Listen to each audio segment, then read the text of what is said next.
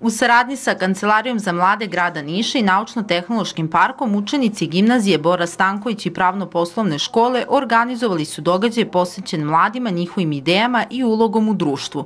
Kako ističe predsednik Kancelarije za mlade Jovan Milić, da bi mladi ostvarili svoje ideje, potreban su rad i upornost.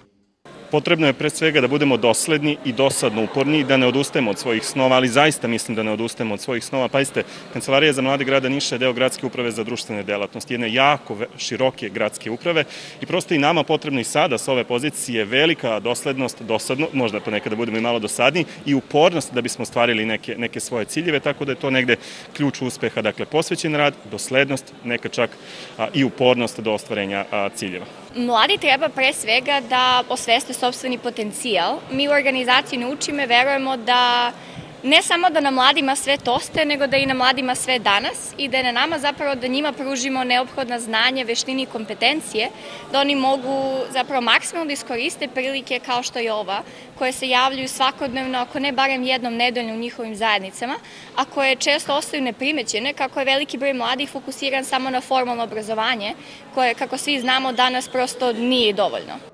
Ovaj događaj imao je za cilj da motiviše mlade da se bave aktivizmom i da postanu uspešni u svojim oblastima.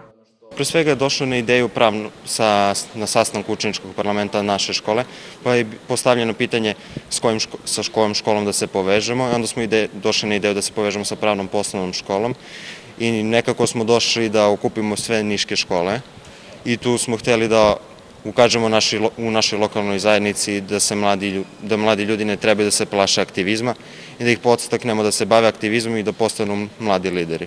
Događaj je organizovan u Naučno-tehnološkom parku. Jedan od osnovnih ciljeva koje Naučno-tehnološki park sebi postavio jeste rad i podrška sa mladim ljudima. Ovo je tek jedna od akcija koje smo mi podržali. Samo ove godine podržano je više od 50 događaja i u saradnji sa Naučno-tehnološkim parkom oni su realizovani iz parka. Tom prilikom mi podstičemo mlade ljude da razvijaju svoj proaktivni duh i podstičemo ih da razmišljaju u pravcu preduzetništva kako bi jednog dana oni bili kreatori nekih novih poslova u našem gradu i našem regionu. Mladi ističu da im u Nišu nedostaje prostor za njihove kulturne i druge manifestacije.